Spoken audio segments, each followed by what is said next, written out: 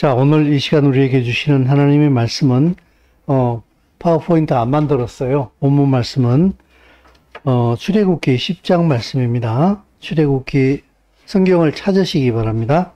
출애굽기 10장 1절 말씀에서부터 11절까지. 출애굽기 10장 1절 말씀에서부터 11절까지.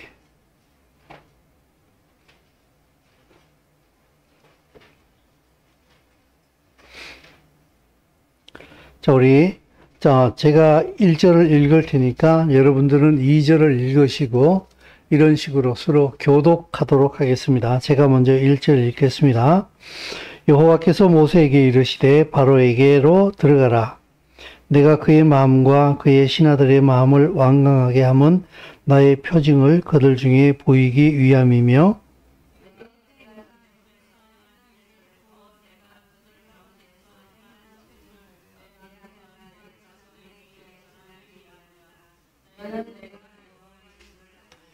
모세와 아론이 바로에게 들어가서 그에게 이르되 히브리 사람의 하나님 여호와께서 말씀하시기를 네가 어느 때까지 내 앞에 겸비하지 아니하겠느냐? 내 백성을 보내라. 그들이 나를 섬길 것이라.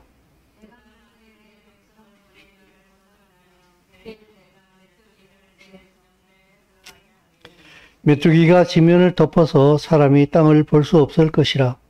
메뚜기가 내게 남은 그것 곧 우박을 면하고 남은 것을 먹으며 너희를 위하여 들에서 자라나는 모든 나무를 먹을 것이며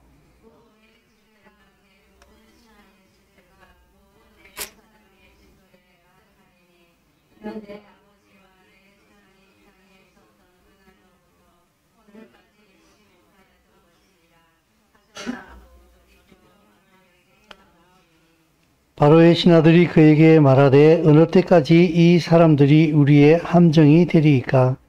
그 사람들을 보내어 그들의 하나님 여호와를 섬기게 하소서. 왕은 아직도 애굽이 망한 줄을 알지 못하시나이까 하고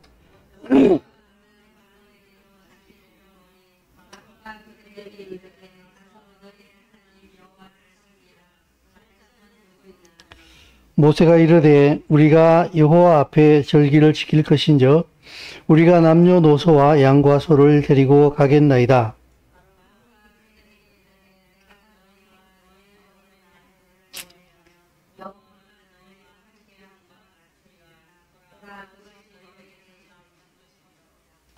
다 같이 읽습니다. 시작. 그렇게 하지 말고 너희 장정만 가서 여호와를 섬기라. 이것이 너희가 구하는 바니라. 이에 그들이 바로 앞에서 쫓겨나니라. 아멘. 우리가 그동안에 토라 포션으로 2년 동안 말씀을 함께 나누었는데, 히브리역으로 따져가지고 신년이 됐을 때에 제가 다시 이제 일반 설교로 넘어왔는데, 일반 설교로 넘어와서 설교한 지 한 몇 달 지났지요. 다시 내가 토라 포션으로 돌아가야 되겠다는 생각이 들었어요. 그래서 한꺼번에 돌아가지는 않고 한 번은 토라 포션, 한 번은 일반 설교 이런 식으로 해가지고 서로 교차하는 방식으로 격주로 이제 그렇게 하도록 할 테니까 이번 주 이제 첫 주에 토라 포션을 했으니까 2월 셋째 주에 토라 포션을 하게 될 거예요. 자, 오늘 이 말씀은 이스라엘 백성이 출애굽하는 그 과정 속에서 하나님께서 애굽 땅에 8번째 재앙을 내리는 그 말씀이 오늘 이 말씀의 본문의 시작이에요. 이른바 메뚜기 재앙이에요. 자, 그런데 우리가 현재 이제 자본주의 세상에 경제적 체제로는 자본주의 세상에 살고 있잖아요. 그러면은 이 자본주의 세상에서 이 땅에 어떤 일이 일어나겠구나 이렇게 예측해 볼 수 있는 게이지가 하나 있어요. 여러분 주식 하십니까? 저는 주식을 안 해가지고 잘 모르겠는데 그 주식시장에는 찌라시라는 것이 있대요. 그 주식시장에 돌아다니는 그 우리나라에 일어나는 많은 일들에 대하여서 정보들이 돌아다니는 걸 일명 찌라시라 그러더라고. 대부분 뭐 그냥 선동을 한다든지 뭐 쓰레기 같은 정보들이 대부분인 게 사실인데 그 중에 주목할 만한 정보들도 이렇게 숨어 있다 그래요. 그래서 그걸 캐치하는 사람은 아, 이번 주에 주식 동향이 어떻게 되겠구나 해가지고 아, 이번 주에 어떤 주식이 떨어지겠구나, 오르겠구나 이렇게 해가지고 캐치를 해서 이렇게 돈들을 번다 그러는데, 그래서 자본주의 세상에서는 주식 시장을 보게 되면은 그 세상에 어떤 일이 일어날지 예측할 수 있다 그래요. 큰 일이 있기 전에 보게 되면 돈이 움직여요. 돈이 그쪽으로 간다는 것은 거기에 무슨 일이 생길 수 있다는 거예요. 돈이 빠진다는 얘기는 또 거기에 무슨 일이 생긴다는 거야. 이 돈이 움직임에 따라서 이게 예측할 수 있거든. 이게 정말 맞는 것 같아요. 예수님도 그러셨잖아요. 그죠? 돈이 있는 곳에 뭐가 있다 그랬어요? 네 마음도 있다 그랬어요. 이 맞는 얘기 같아요. 얼마 전에 그 무안에 제주항공이 추락을 한 사고가 있었지 않습니까? 근데 많은 사람들이 그 부분에 있어가지고 계획된 부분이 있다라고 의혹을 제기하는 이유 중에 하나가, 제주항공이 그 무안 공항 참사가 있기 전에 이틀 전쯤에 갑자기 주가가 폭락하는 일이 있었어요. 많은 사람들이 제주항공 주식을 팔아버렸어요. 주가가 떨어질 걸 이미 예상을 해가지고. 그리고 이틀 있다가 그 사고가 터진 거예요. 그래서 사람들이 전부 다 예상하기를, 이게 무슨 일이냐. 그러면 이 무안공항에 일어난 이 제주항공의 참사는 뭔가 이미 예정되어진 일이 아니냐 하는 것을 그 주식시장 동향을 보면서 의문을 제기하는 사람이 되게 많이 있거든요. 근데 실제로 의문이 되게 많아요. 그 주식뿐만이 아니라 지금 계속 의혹이 제기되고 있는데 지금 그것이 전혀 이제 진도가 안 나가는 지금 상황이에요. 그래서 이 자본주의 세상에서는 돈이 어디로 흘러가느냐를 보면서 예측할 수 있는 거와 마찬가지로 세상의 큰 움직임도 예측할 수 있는 게이지가 있어요. 그것이 바로 이스라엘이에요. 이스라엘에 무슨 일이 일어나고 있느냐? 유대인들에게 어떤 일이 일어나고 있느냐? 유대 세계에 어떤 일이 벌어지고 있느냐? 하는 그걸 보게 되면은 하나님께서 이 세상을 지금 어떻게 경영하고 계시는가 하는 게 눈에 보인다고요. 그것을 예수님께서도 말씀하시기를 이미 친절하게 다 열어놨어요, 지금. 마태복음 24장 32절, 33절 말씀을 같이 한번 읽습니다. 자, 시작. 무화과 나무의 비유를 배우라. 그 가지가 연하여 지고 이와 같이 너희도 이 모든 일을 보거든 인자가 가까이 곧 문 앞에 이런 줄 알라. 그런데 이 인자는 바로 예수와 그리스도죠. 그죠? 무화과 나무의 비유를 배우라. 가지가 연해지고 잎사귀가 나면은 여름이 가까운 줄을 너희가 알지 않느냐. 그러므로 이 무화과 나무에 잎사귀가 나면은 여름이 가까운 줄 알아라. 인자가 가까이 왔다. 내가 이 땅에 올 날이 굉장히 가까웠다는 사실을 너희는 이것을 보고서 눈치를 채야 된다라고 말씀하셨거든요. 이게 만왕의 왕이신 여호와께서 이 땅에 다시 재림할 때를 하나님께서는 이스라엘을 통하여서 가르쳐 주신다는 거예요. 이 팔레스타인 가나안 땅에는 대부분 나무가 상록수라고 그래요. 에버그린 트리인데 이 무화과 나무만 낙엽수예요. 그래서 봄이 되면 싹이 나고 잎이 나고 여름이면 무성해지고 당연한 거 아니겠어요? 그런데 이 무화과는 이스라엘의 국가 나무예요. 그래서 예수와께서 이 무화과를 통하여서 무화과 나무를 통해서 말씀하시기를 이 무화과 나무가 무성해지게 되면은 내가 이 땅에 올 날이 가까웠다는 것을 너희는 알아야 된다라고 말씀하셨거든요. 그러면은 여러분 잘 아시는 대로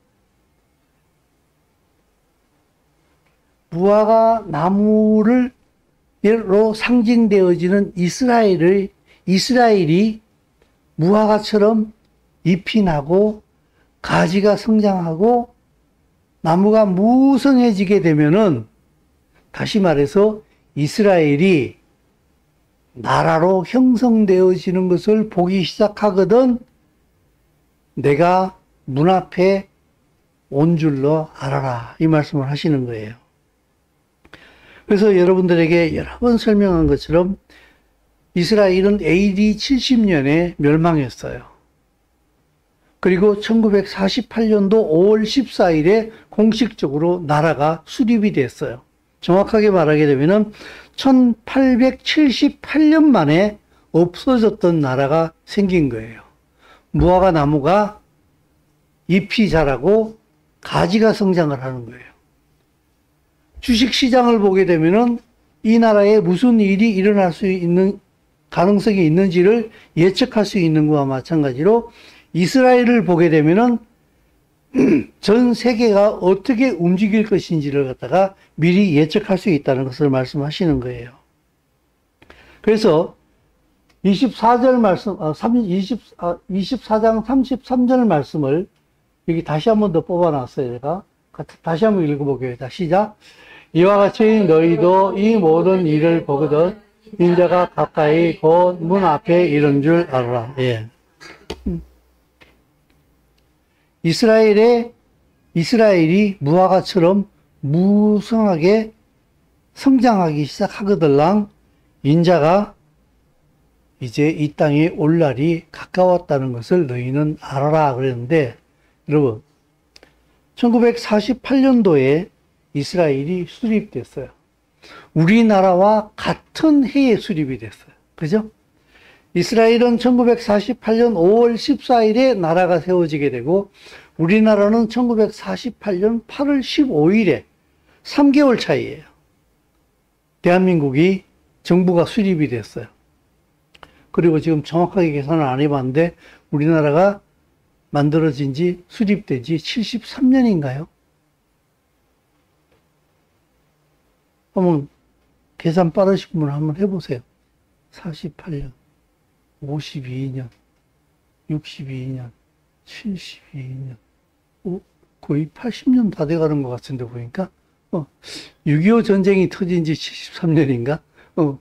아무튼 간에 거의 80년 넘어가는 것 같은 느낌이 얼핏 드는데 자, 이스라엘이 무화과 나무로 비유한다고 하게 되면은 이미 나라가 세워지게 되고 무성해지기 시작을 했어요. 그래서 이미 80년이 지났어요, 지금. 이것이 우리에게 시사해 주는 바가 무엇인지를 잘 눈치를 챌 수 있어야 돼요. 자, 오늘 이 토라 포션에 보게 되면은 제목이 보호예요. 가라. 반대로 말하게 되면 오라는 말도 같이 돼요.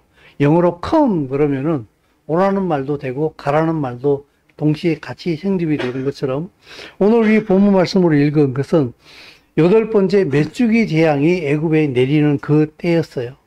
메뚜기 떼가 몰려가지고 바로 그 메뚜기 재앙 바로 전에 우박 재앙이 있었는데 우박이 애굽 전역을 휩쓸고 지나가는 바람에 모든 농작물들이 완전히 초토화되어졌어요. 그런데 그 남은 것을 이제 메뚜기 떼가 그야말로 싹쓸이를 해버리는 거예요. 아무 것이 없도록. 그리고 9번째 흑암 재앙이 임하게 되고 10번째 장자의 죽음의 재앙이 임하지 않습니까? 하나님께서 지금 이 애굽 땅에 퍼붓고 있는 모든 재앙의 본질은 이스라엘이 애굽에서 떠나도록 만들려고 하는 그 재앙이에요. 그리고 이스라엘의 하나님이 누구인가를 지금 보여주는 것이 이 재앙의 본질이기도 해요. 그리고 하나님의 나라, 가나안 땅에 하나님의 나라를 세우겠다라는 것을 갖다가 보여주는 것이 이 재앙의 본질이기도 해요. 그리고 이스라엘 백성들뿐만 아니라 애굽 사람에게도 내가 바로 이스라엘의 하나님, 천지의 창조주다 하는 것을 동시에 보여주는 것이기도 해요. 그래서 마지막 그 10번째 재앙이 내렸을 때에 이스라엘 백성들은 유월절 어린 양을 잡고 그 이스라엘의 왕 대신 유월절 어린 양으로 나타나신 그 예수와의 피 안에서 이스라엘은 그 애굽을 떠나지 않습니까? 해방되지 않습니까? 가나안 땅으로 가잖아요. 하나님의 나라로 가잖아요. 그죠? 이거와 마찬가지로 지금도 참 그리스도인은 예수와 안에서 세상의 왕에게 승리를 선포하면서 나아갑니다. 저는 예전에요, 이스라엘을 몰랐을 때에 제 마음속에 늘 한 가지 의문이 있었어요. 목사님께서 설교하실 때 보게 되면 우리는 승리를 선포하며 나아갑니다. 막 이렇게 했을 때 뭐에 대한 승리인가? 누구하고 싸우는데?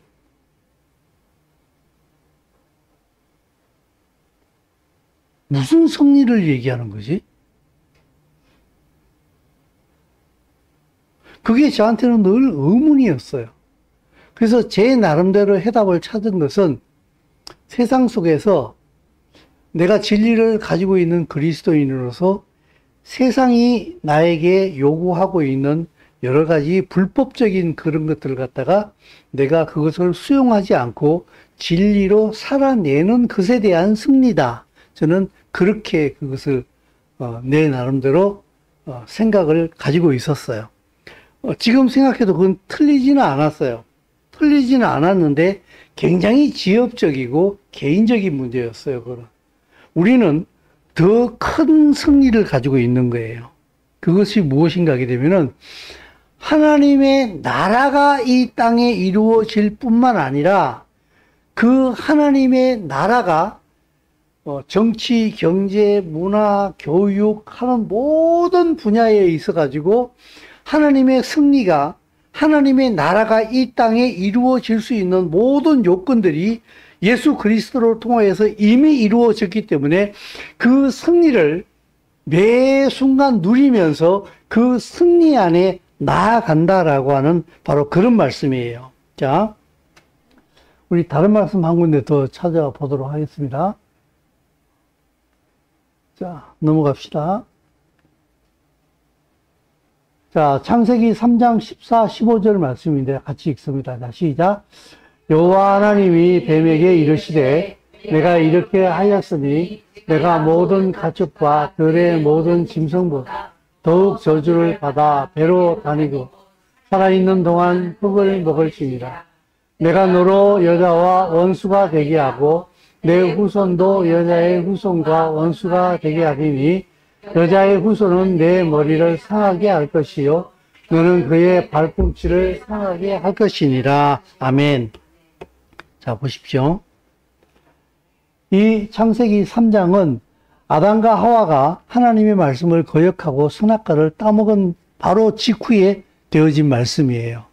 하나님의 나라가 아담과 하와에게 주어진 그 하나님의 나라가 아담과 하와가 하나님의 말씀에 불순종하고 사단이 말한 그 말에 선악과를 따먹어버린 그 순간에 아담과 하와에게 주어진 그 하나님의 나라의 모든 주권들은 사단에게로 같이 넘어가 버린 거예요.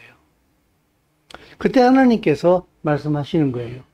여자의 후손이 결국 너 사단의 머리를 상하게 할 것이다. 너는 그 여자의 후손, 예수와 그리스도를 말씀하시는 거예요. 그의 발꿈치를 상하게 하는 것으로 끝나게 될 것이다. 여러분, 권투나 혹은 UFC 격투기를 보게 되면은, 물론 선수들마다 성향이 조금씩 다르긴 합니다만, 이걸 가지고 싸울 때 보면 그 선수들이 상대방의 어디를 제일 많이 때립니까? 어디를 제일 많이 때려요? 거의 다가 머리죠. 그죠? 물론 선수들마다 보니까 조금 성향은 달라가지고, 로우킥으로 그냥 계속 다리만 차가지고, 주저앉혀가지고, 이제, 더 이상 경기를 못하도록 만드는 그런 스타일도 있긴 합니다만은, 대부분 머리를 때리잖아요. 그죠? 여기가 정신이 나가버리면 어떻게 돼요? 끝나는 거잖아요. 그죠? 그래서 세상은요, 사단은 어디를 공격하는 거기 때문에 집요하게 교회를 공격합니다. 집요하게 교회를 공격합니다. 그리고 진리를 가진 교회일수록 더 집요하게 공격을 받습니다. 그래서 이 세상의 마지막 전쟁은 항상 진리와 비진리의 전쟁이에요. 근데 진리를 모르게 되면은 진리와 비진리가 싸운다는 이 사실이 이해도 안 될 뿐만 아니라 안 보여요. 전혀 안 보이기 때문에 이 세상의 마지막 전쟁은 진리와 비진리의 싸움입니다. 이러면은 무슨 전쟁이래? 무슨 소리인지도 모르겠네. 또 진리와 비진리의 싸움은 또 뭐야? 어디서 싸운대? 어떻게 싸운대? 왜 싸우는데? 전혀 이해가 안 될 거예요. 그냥 이렇게 그저 허공에 붕 떠 있는, 나하고는 아무런 상관이 없는, 전혀 알 필요도 없고 관심도 없고 나하고는 어떤 관계도 없는 그런 그냥 아주 허망한 소리로 들릴 거예요.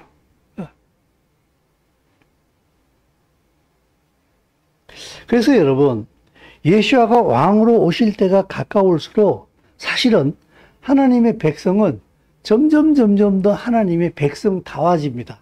마치 요한계시록에서 말하는 것처럼 신부가 신랑을 위하여 단장하는 것처럼 교회는 점점 더 사실은 진리 안에 있는 교회는 더 거룩해지기 시작합니다. 더 정결해지기 시작하고 더 아름다워지기 시작을 합니다. 진리를 향하여서 계속 달려갑니다. 그런데 반대로 세상의 백성들은요, 가면 갈수록 점점 더 악해져요. 점점 더 귀와 눈이 막히게 되고, 코도 막히는 것 같아요. 내가 보기에는 아무것도 들리지도 않아요. 특히 이 진리에 대하여서는 들리지도 않고 보이지도 않아요. 그러니까 본인이 스스로 나 멀어질 거야, 의도적으로 나 듣기도 싫어, 나 안 들을 거야, 이렇게 하지 않더라도 그냥 자기의 의지하고는 아무런 상관없이 그냥 더 멀어질 수밖에 없는 게 이 세상의 모습이라는 생각이 들어요. 그래서 상식이 안 통하게 되죠. 그죠? 예전에는 이게 상식이야 그랬는데 지금은 그 상식이 거의 상식이 거의 진리화 되는 것 같아요. 예전에 저런 거 있잖아요. 그죠? 택시에 지갑을 놔두고 내렸는데, 그러면 택시 운전수가 그 지갑을 발견했으면 어떻게 해야 돼요? 주인한테 갖다 주는 게 너무 당연한 거 아니에요. 그죠? 근데 안 갖다 주는 게 점점 더 당연시 되어져 버리는 세상 속에 살다 보게 되면은 갖다 주면 어떻게 돼요? 우와, 이걸 갖다 주다니 막. 그죠? 꺼버리세요.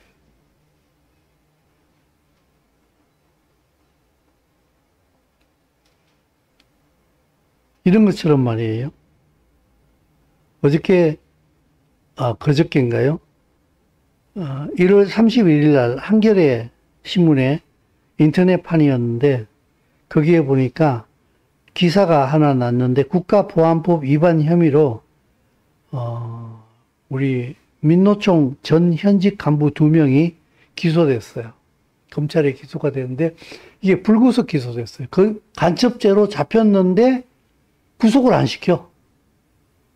집에 가. 그리고 집에 가서 부르면 와. 그때 조사받자고 하면서 불구속 기소를 했어요. 간첩 혐의로 잡혔는데.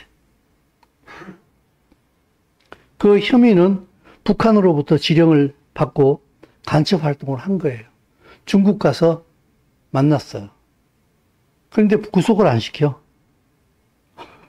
너무 재밌잖아요? 간첩 혐의로 잡혔는데 구속을 안 시켜. 집에 가서 부르면 오래. 근데 현 대통령은 내란죄로 구속을 시켜놨어. 구치소에 가둬버렸어요. 이게 상식이 아니잖아, 그죠? 너무 많아서 말하기도 힘들어요.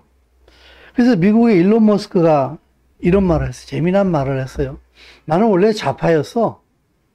나는 원래 좌파였는데 바이든 정부가 너무 좌파여가지고 자기는 이렇게 왼쪽에 서 있었는데 이 바이든 정부도 좌파였어. 근데 이 좌파가 너무 좌파가 가다가 절로 가버려가지고 나는 가만히 있었는데 어느 날 보니까 나는 우파가 돼 있었어. 좌파가 너무 좌파로 가버렸어. 말이 안 돼, 이거는. 그래서 그 일론 머스크는 보게 되면은 아들이 성전환 수술을 해가지고 아들인데 여자가 됐어요. 근데 물론 아버지로서 엄청나게 반대했지요. 반대했는데 아들이 잘못하면은 자살할 수도 있다고 해가지고 자식을 잃는 것보다는 차라리 그냥 여자로 성전환 수술을 해서라도 살아있는 게 낫겠다 싶어서 어쩔 수 없이 찬성을 했대요. 그래서 걔는 2020년에 성전환 수술을 해가지고 어머니 성을 따라가지고 비비안 젠나 윌슨으로 바꾸고 이제 아버지가 자기를 반대했기 때문에 아버지하고는 절연을 해버렸어. 만나지도 않아.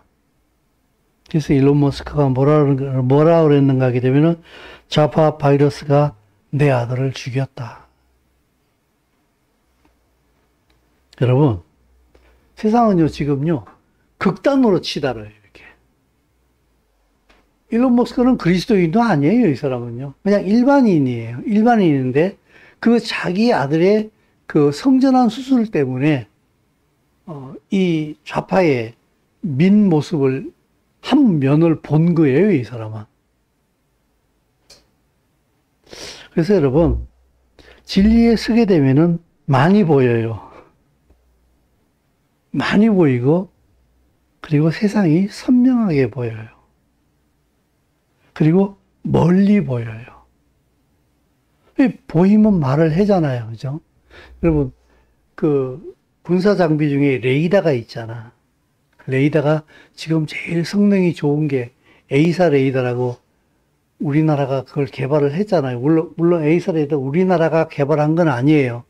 근데 그 외국에서 먼저 개발이 됐는데 우리한테 우리 기술 좀 줘 그랬는데 기술 안 줬잖아. 그래가지고 이 한국 사람들이 열받으면 잘하잖아요. 그죠? 안 줘? 식을 우리가 만들 거야. 그래가지고 우리가 에이사 레이더 만들었어요. 만들었는데 더 잘 만들었어. 원래 거보다. 미국이 원래 기술 주기로 했는데 안 줘버리는 바람에 열받아가지고 우리가 더 잘 만들어가지고 이제 거꾸로 이제 수출할 지경까지 놓인 거야, 지금. 근데 그 레이더를 탁 키면 어떻게 돼요? 내 눈으로 안 보이는데 레이더에는 보이지요. 그죠? 나는 못 느끼는데 레이더를 키면은 200km 밖에 300km 밖에 뭐가 있는지 다 보이죠. 진리에 서게 되면은 보여요. 그게 다 보인다고. 세상이 지금 어떻게 돌아가고 있는지, 어디로 향하고 있는지, 어떤 일이 일어났을 때에 이 일이 무엇을 의미하는지, 그리고 이 결말이 어떻게 될 것인지, 그리고 이 일이 지금 무엇을 노리고 있는지, 어떤 의도를 가지고 이런 일을 했는지, 그게 진리 가운데 서 있으면 다 보여요. 보이니까, 레이더를 켜놓고서 보이니까 야, 미사일이 날아온다! 라고 얘기하잖아요. 그죠? 보이니까. 이거와 마찬가지로, 진리는 마치 에이사 레이더와 같아요. 세상에서 일어나고 있는 모든 일들의 본질과 그것이 추구하고 있는 그 방향이 다 보여요. 그래서 진리에 서 있는 사람은 자꾸 이걸 가지고 자꾸 얘기를 해요. 이건 여러분, 이건 이렇습니다. 저건 저렇습니다. 이건 앞으로 이렇게 될 거예요. 여러분 조심하세요. 지금 무슨 일이 다가오고 있어요. 이렇게 얘기하면은 진리에 안 서 있는 사람은 어떻게 되는가 하면 짜증나. 맨날 저런 얘기를 해. 저게 무슨 소리야 도대체. 무슨 그런 일이 생긴다고 그래. 아, 정말 너무 극단적이야. 아, 정말 짜증나. 왜 저렇게 말하지? 이렇게 말한다. 왕이 오실 때가 되면요, 진리와 비진리는 더 극명하게 충돌하기 시작해요. 옛날에는요, 상식이라는 카테고리 안에서, 야, 그건 비상식이야. 이러면은, 아, 그래, 맞아. 이건 비상식이지. 미안해. 이러면서 서로 다시 돌아오기도 하고 이런 게 있었어요. 5, 6, 7, 80년대까지는.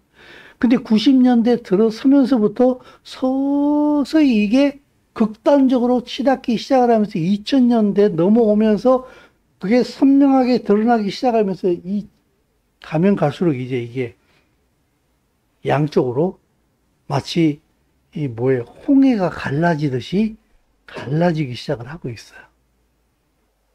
이 정도로 갈라지게 되면은, 야, 이거는 진짜 상식 바뀌다 하는 것으로 이렇게 알아야 되는데, 깨달아야 되는데, 아직까지도 굉장히 많은 사람들이 이게 모르고 있더라고. 그러니까 세상이 지금 어디로 달려가고 있는지.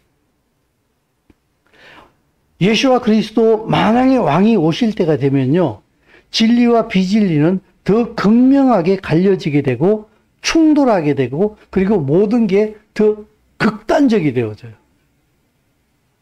여러분 요새 보세요. 모든 이제 이미 그렇게 된 게 시간이 많이 지나가다 보니까 이미 익숙해지다 보니까 뭐 그러려니 하는 부분도 되게 많이 있잖아요. 그죠? 가정이 깨지고 관계가 깨지고 스승과 제자가 나뉘어지게 되고 그죠? 회사에서도 보게 되면 계층 간에 분열이 일어나고 꼰대다고 프레임을 뒤집어 씌우고 세대별로 나누고 모래알처럼 막 갈라지기 시작해요. 세상 모든 게.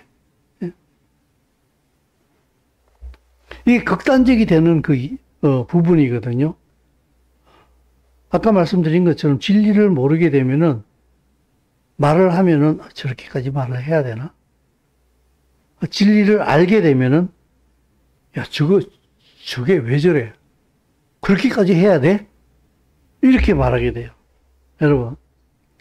우리가 보기에는 정치적 충돌이다 이렇게 얘기하는데, 이건 정치 충돌이 아니에요. 이건 이미 상식을 벗어난 지가 오래됐어요. 하나님의 나라와 세상이 충돌하는 거예요. 그리고 진리와 비진리가 지금 충돌하고 있는 거예요. 성령과 사단이 충돌하고 있는 중이에요. 그럼 보세요. 우리가 오늘 이 출애굽기 10장의 본문 말씀을 읽었는데 지금 이제 8번째 재앙을 말씀을 드렸어요. 메뚜기 재앙이 있는데 그 전에 나일강이 피로 변하고 그죠? 이가 올라오고 깨구리가 올라오고 파리가 나타나고 온역이 생기고 독종이 생기고 우박이 내리고 지금 메뚜기가 왔잖아. 그죠? 이 모든 애굽에서 벌어지고 있는 이 모든 재앙들이요. 애굽 사람들이 섬기는 신들이에요. 이도 애굽이 섬기던 신이에요. 이. 파리.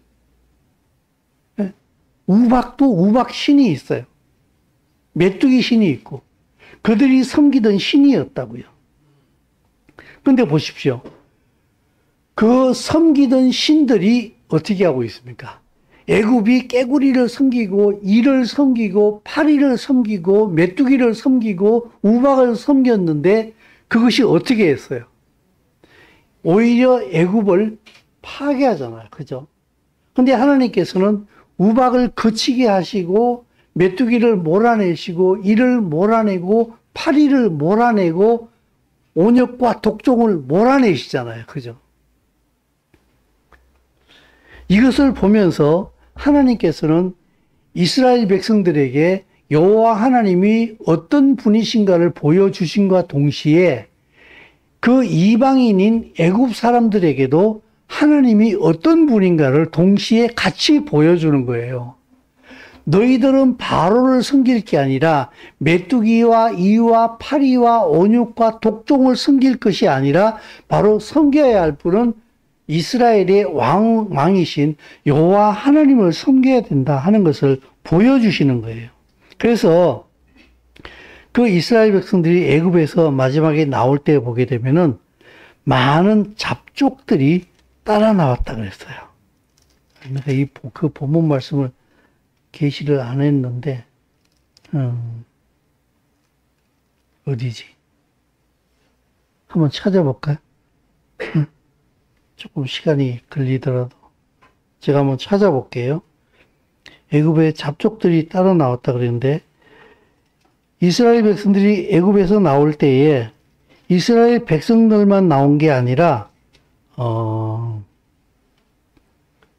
그 애굽에 살고 있던 많은 사람들이 12장 38절 말씀입니다.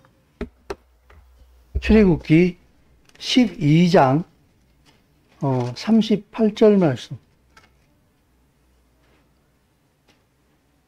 자, 시작. 수많은 잡족과 양과 소와 심이 많은 가축이 그들과 함께 하였으며. 자, 여기 잡족이라는 것은 이방인들을 말하는 거예요. 이스라엘 백성들만 애굽에서 나온 게 아니라 많은 이방인들도 애굽 사람들도 같이 이스라엘 백성들과 같이 나왔어요. 어떻게 보게 되면 우리가 잘 알고 있는 원유매는 이미 시작된 거예요. 이스라엘 백성이 애굽에서 나올 때부터. 그죠?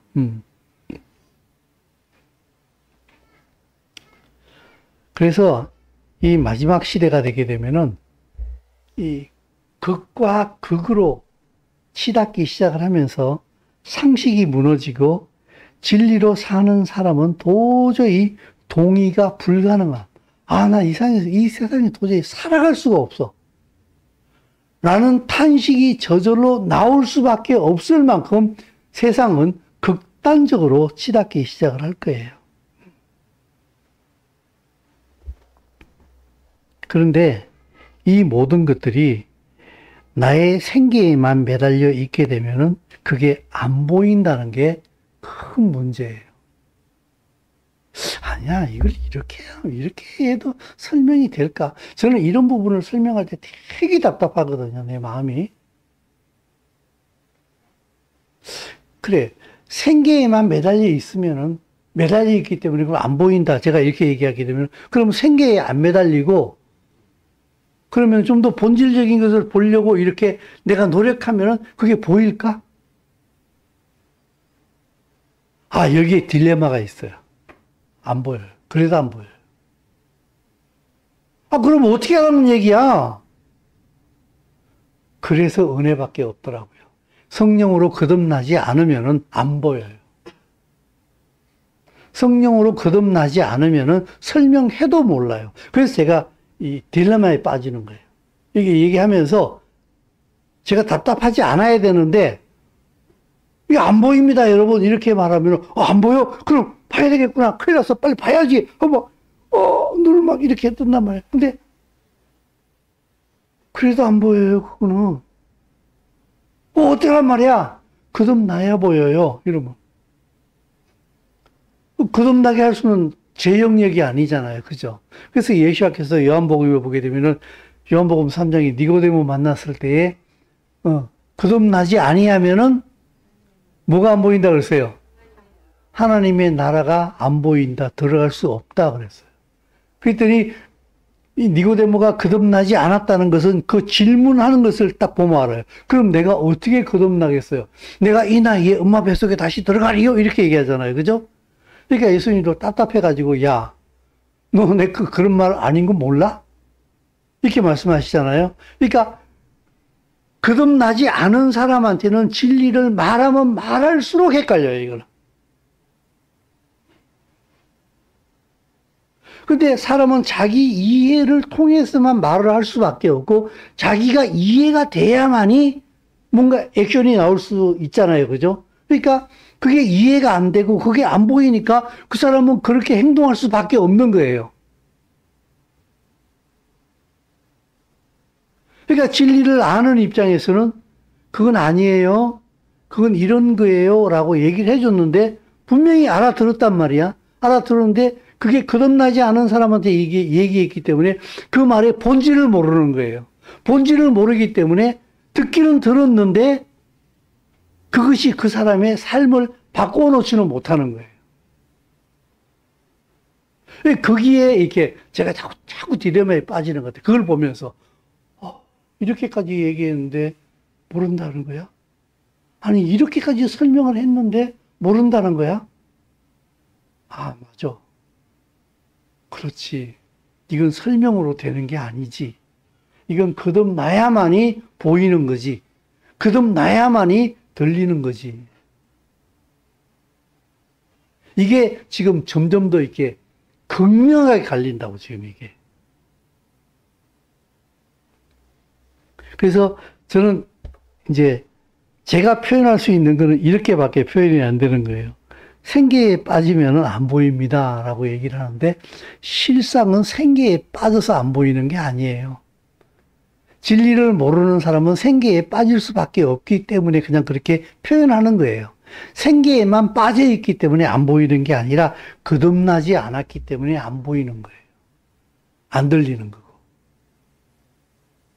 제가 아까 교회 예배당에 올라오는데 우리 큰딸내미랑 차를 따로 타고 왔어요.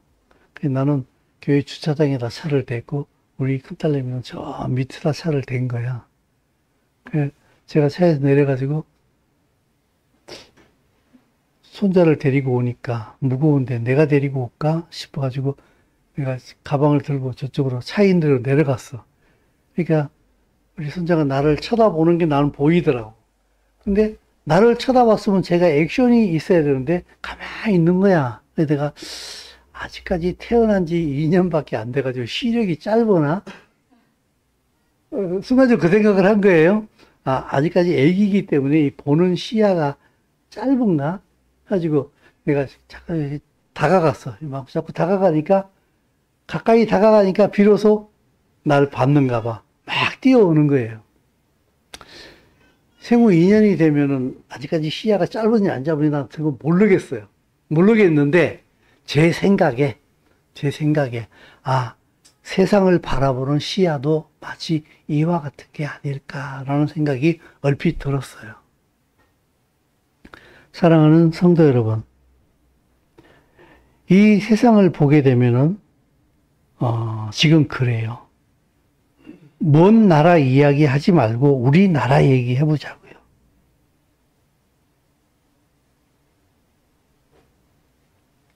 세상의 법도 지켜지기 위해서 법은 만들어지는 거예요. 근데 지금 우리나라가 돌아가는 모습을 이렇게 보게 되면은 마치 법은 억이라고 만들어 놓은 것처럼 법이 무시되고 있어요. 제가 몇 달 전에 그 수영을 한번 배워볼까 싶어가지고 수영하기 위해서 여러분 저거 있잖아요. 이게 수영할 때 초보자들이 하는 그 핀 보드 있잖아. 거기에 딱 뭐라고 써 있는가 하기 때문에 기록은 깨지기 위해서 세워지는 것이다 그러더라고. 그러니까 그 수영 선수들이 막 열심히 수영하게 되면은 계속 노력해가지고 그 기록을 깨잖아요. 그죠? 그래서 기록은 깨지기 위해서 세우는 것이다. 이렇게 되게 공감이 가더라고. 근데 그걸 보면서 내 속으로 생각했어요. 근데 법은 아니잖아. 법은 지키기 위해서 세우는 거 아니야? 이건 올림픽 기록이 아니잖아. 그죠? 근데 지금 그렇게 되고 있거든요. 근데 하나님의 법도 그것을 어기게 되면은 거기에 대한 심판은 반드시 따라오는 거예요. 이거와 마찬가지로 이제 정말 머지 않았어요. 한 나라에서도 정의와 공의를 무시하고 자기 유익만을 추구할 때에 법을 어기게 될 때에 어떤 결과가 오게 되는지는 이제 곧 보게 될 거예요. 이 땅에서 심판이 일어난다. 법에 의한 심판이 일어난다는 얘기는 하나님의 나라의 심판을 예고하는 거예요. 보여주는 그림자와도 같아요. 그러므로 사랑하는 성도 여러분, 우리가 이 땅을 지금 살고 있잖아요. 그죠? 보는 시야에 따라 가지고 엉망이다 이렇게 보는 사람도 있을 것이고, 그냥 노말하잖아, 뭐 이렇게 엉망이야 이렇게 보는 사람도 있을 것이고, 아주 잘 돌아가고 있잖아 이렇게 보는 사람도 있을 것이고, 시야에 따라서 다 다르기 때문에 제가 전혀 강요할 수는 없어요. 그러나 결과는 동일할 거예요. 결과를 곧 보게 될 거예요. 이 결과를 보게 된다는 얘기는 무슨 말인가 하게 되면은 하나님의 나라의 법칙도 마찬가지라는 거예요. 하나님의 나라에서도 예수와 그리스도 왕의 귀한을 모른 채에 내가 왕된 삶을 살게 되면은 결코 하나님 나라 앞에서 심판을 면할 수가 없을 거예요. 사랑하는 성도 여러분, 지금 여러분은 아까 제가 마태복음의 말씀을 우리 같이 읽어본 것처럼, 자, 뒤로 한번 가볼게요. 여기에 마태복음 24장 32, 33절 말씀에 무화과나무의 비유를 배우라. 그 가치가 연하여지고 잎사귀를 내며 여름이 가까운 줄을 아나니 이와 같이 너희도 이 모든 일을 보거든 인자 예수와 그리스도가 가까이 하라. 이 말씀을 하시는 것은 이 땅의 현상을 볼 때에 너희들은 그걸 보고 깨달아서 스스로 준비함으로 내가 왕으로 올 때에 내가 왕으로 오는 그것을 맞이할 수 있는 준비를 해라 하는 그 뜻이거든요. 그러면은 이 말씀을 2000년 전에 주셨어요. 그리고 이스라엘이 어떻게 움직이는가를 보게 되면은 왕이 올 때가 됐다는 것을 우리가 볼 수 있는 것처럼, 이 왕이 올 때가 되면은 왕을 대적하는 사람들이 생기게 되거든요. 그게 바로 진리와 비진리가 자연스럽게 충돌할 수밖에 없는 세상이 벌어지게 되는 거예요. 그게 지금 우리나라뿐만 아니라 전 세계에 동일하게 벌어지고 있는 일이에요. 그래서 진리를 알게 되면은 이걸 보면서 정말 우리나라에서도 이스라엘과 동일한 일은 아닌데 이걸 보면서 축소판이 여기서 지금 일어나고 있구나 하는 것을 알 수 있다는 얘기죠. 그래서 왕이 오실 때가 다 됐구나 하면서 그 왕을 맞이할 수 있는 준비된 자로서의 삶을 살아라 이 말이에요. 그게 바로 진리로 살아내는 거예요.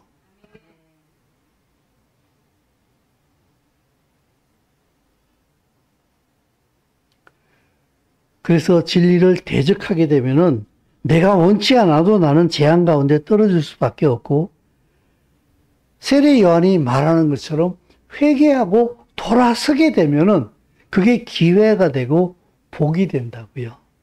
이 두 가지가 우리 앞에 지금 동시에 같이 놓여 있다고요. 귀 있는 사람은 들으시기를 바랍니다. 기도하겠습니다.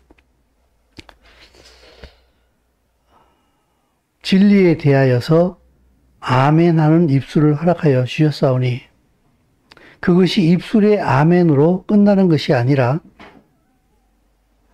삶으로 아멘할 수 있는, 왕의 오심을 준비할 수 있는 생명의 삶으로 돌아설 수 있도록 우리 모두를 축복하여 주시옵소서. 예수의 이름으로 기도드리옵나이다. 아멘.